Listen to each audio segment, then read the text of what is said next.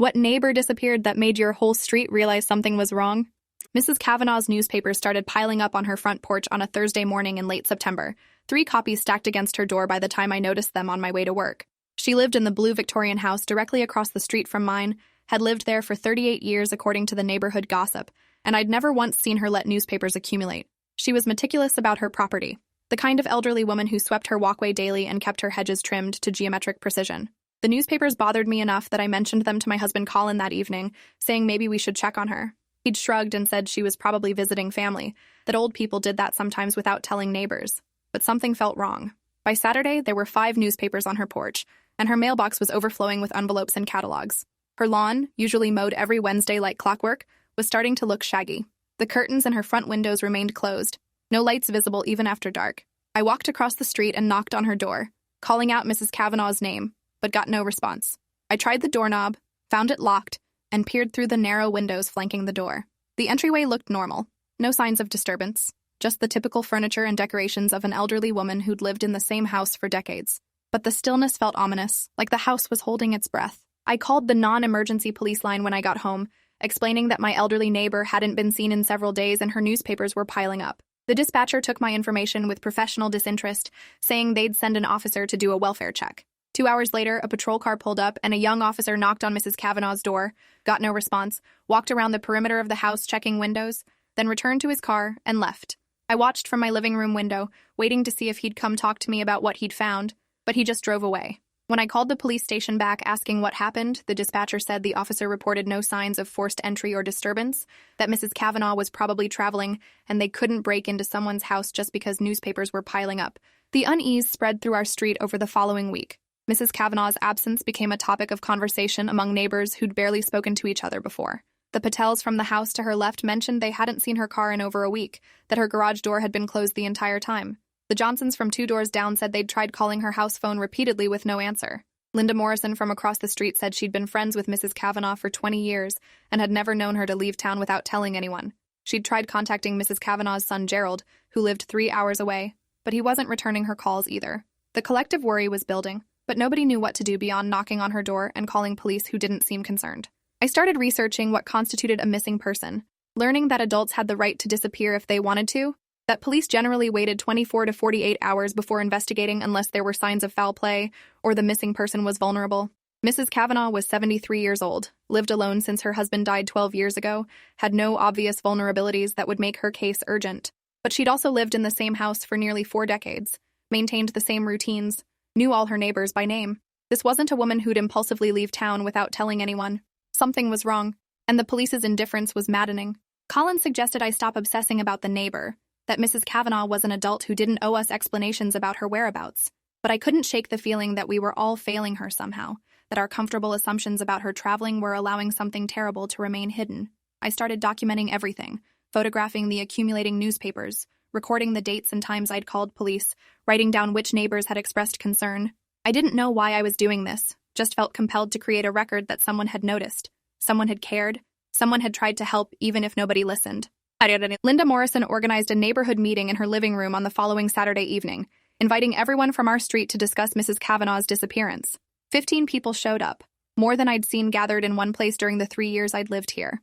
Linda explained that she'd finally reached Gerald Kavanaugh by tracking down his work number, and his response had been disturbing. He'd claimed he spoke to his mother regularly, and she was fine, but when Linda asked when he'd last physically seen her, he'd become defensive and hung up. Linda said she'd known Gerald since he was a teenager, and something about his tone had felt off, evasive in ways that made her deeply uncomfortable.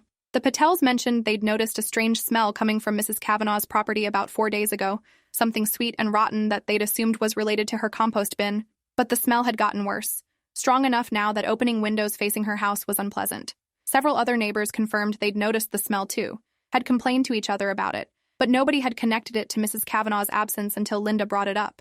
The realization hit the room like physical force. That smell, combined with the unopened newspapers and unreturned calls and Gerald's evasiveness, pointed to something none of us wanted to acknowledge.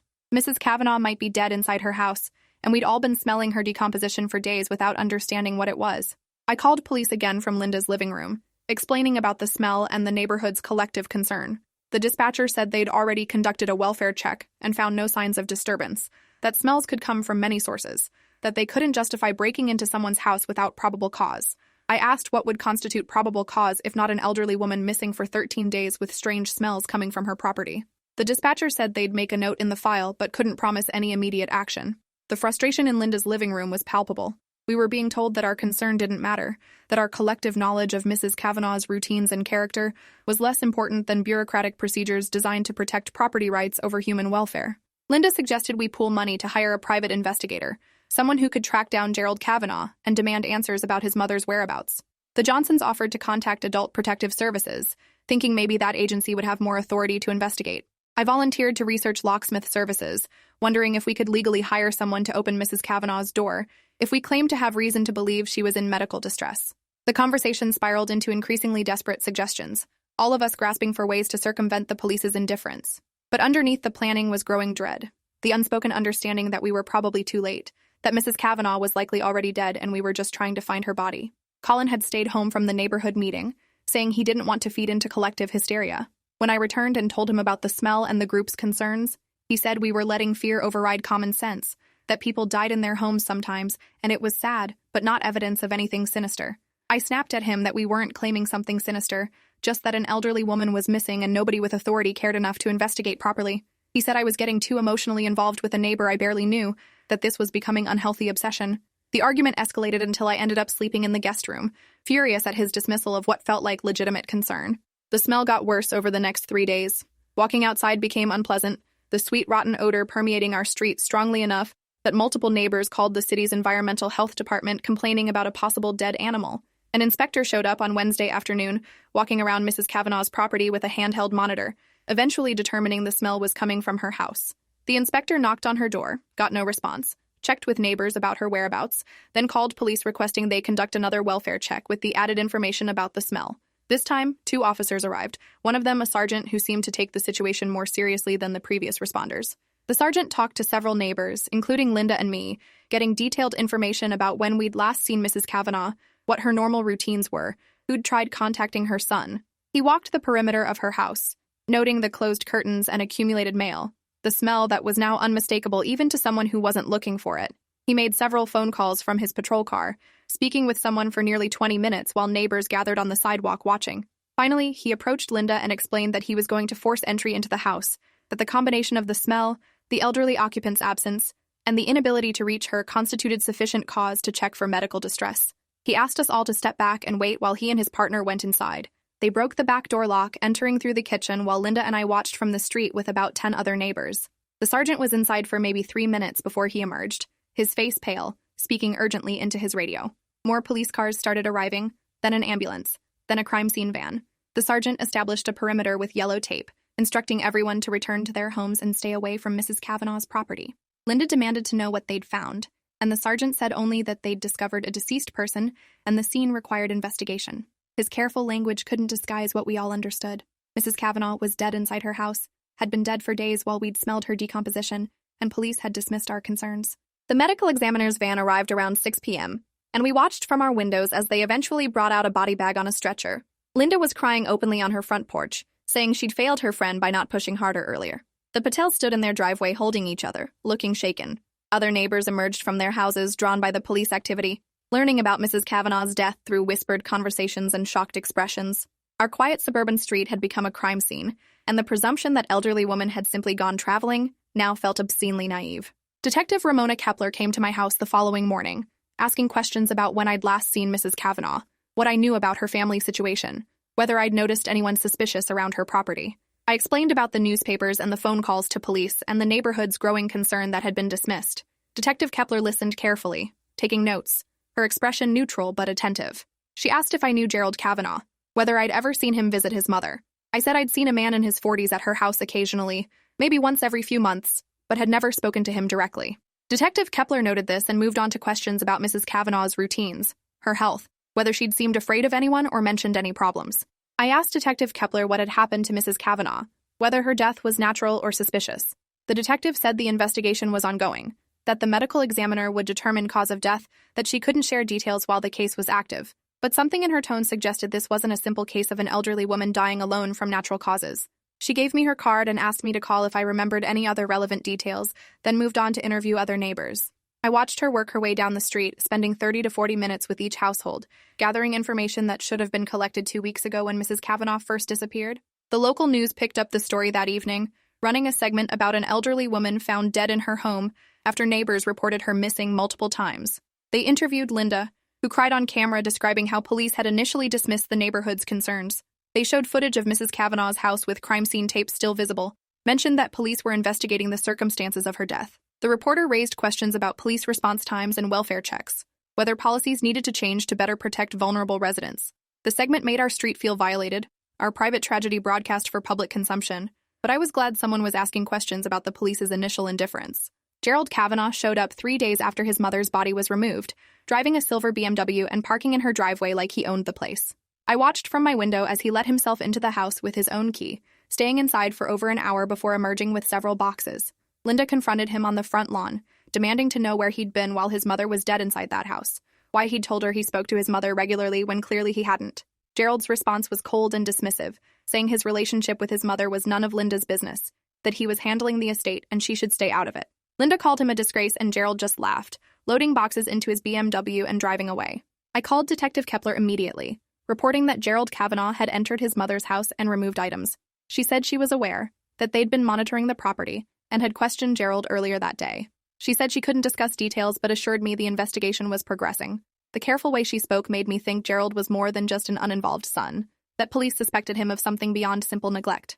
I asked if we'd been right to be concerned, if Mrs. Kavanaugh's death was suspicious. Detective Kepler said she appreciated the neighborhood's diligence in reporting their concerns, and that our documentation had been helpful. It wasn't a direct answer, but it confirmed my intuition that something criminal had happened. The medical examiner's report came back 10 days after Mrs. Kavanaugh's body was discovered. Detective Kepler came to my house to share the findings, saying she wanted to inform the neighbors who'd been most involved in reporting the disappearance. Mrs. Kavanaugh had died from dehydration and starvation, locked inside her bedroom with no access to food or water. The medical examiner estimated she'd been dead for 11 days before her body was found, meaning she'd likely died within 24 hours of my first call to police. The evidence suggested she'd been imprisoned in her bedroom deliberately, the door locked from the outside with a keyed deadbolt that could only be opened from the hallway. Her death had been slow and agonizing, alone and helpless while neighbors walked past her house without knowing she was dying inside it. I felt sick as Detective Kepler described the findings. Mrs. Kavanaugh had been murdered, essentially, though the mechanism was neglect rather than violence. Someone had locked her in that room and left her to die. Detective Kepler said they were building a case against Gerald Kavanaugh, who'd last visited his mother 3 weeks before her body was discovered. Security footage from a nearby business showed his car leaving her driveway late at night, returning the next morning, then leaving again and not coming back.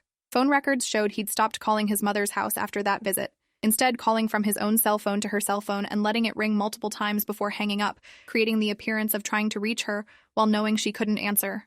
The motive was simple and disgusting. Gerald was deeply in debt from gambling losses and a failed business venture, had been pressuring his mother to sign over power of attorney and deed her house to him. Mrs. Kavanaugh had refused, telling friends, including Linda, that her son was only interested in her money, that she planned to leave her estate to charity rather than let Gerald squander it. According to emails Detective Kepler had recovered, Gerald had threatened his mother, saying she'd regret choosing strangers over her own son. The final confrontation had apparently happened during his last visit, when he'd locked her in her bedroom and removed all phones from the house, leaving her to die slowly while he established alibis and waited for someone else to discover the body. Linda sobbed when Detective Kepler told her the details, saying if we'd just broken down the door ourselves, if we'd ignored police advice and forced entry earlier, Mrs. Kavanaugh might have survived. Detective Kepler said that wasn't true, that the medical timeline showed Mrs. Kavanaugh had likely died before the first welfare check was conducted, that even if we'd found her immediately after my initial call, she probably wouldn't have been saved. But Linda wasn't comforted, convinced that our respect for procedures and property rights had cost a woman's life. I shared her guilt, kept thinking about those newspapers piling up while Mrs. Kavanaugh was trapped upstairs dying, while I'd made phone calls instead of breaking windows, while police had dismissed our concerns as nosy neighbors overreacting. Gerald Kavanaugh was arrested at his apartment in the city, charged with first-degree murder, elder abuse resulting in death, and fraud related to attempts to steal his mother's property. The arrest made regional news, with reporters describing the case as an example of elder abuse that escalated to lethal neglect. Gerald's lawyer issued a statement claiming his client was innocent, that Mrs. Kavanaugh's death was a tragic accident involving a door that locked accidentally, that Gerald had been unaware his mother was in distress. The statement was so transparently false that it insulted everyone's intelligence, but it signaled that Gerald would fight the charges rather than accept responsibility. The prosecution's case was strong enough that Detective Kepler felt comfortable sharing details with me and Linda, saying our early documentation had been crucial in establishing the timeline.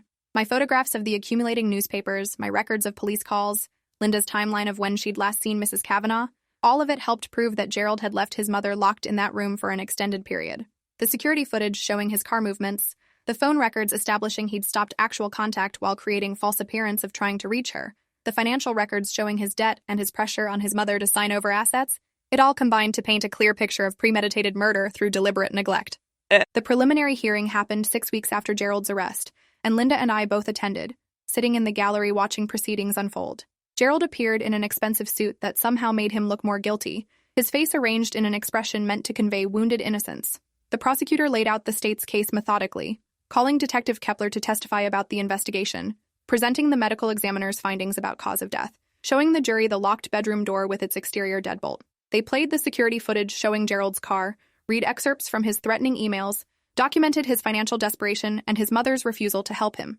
The defense attorney tried to poke holes in the timeline, suggesting Mrs. Kavanaugh might have locked herself in accidentally, but the medical evidence of starvation and dehydration over multiple days made that argument absurd. Linda testified about her friendship with Mrs. Kavanaugh, describing a mentally sharp woman who maintained her home and her routines, who'd explicitly told Linda she was afraid of her son's financial demands. I testified about the accumulating newspapers and the police's initial dismissal of welfare check requests, about the neighborhood's growing concern that something was wrong. The prosecutor used our testimonies to establish that Mrs. Kavanaugh's disappearance was completely out of character, that multiple people had noticed and reported it, that Gerald's claim of ignorance about his mother's condition was impossible given the timeline.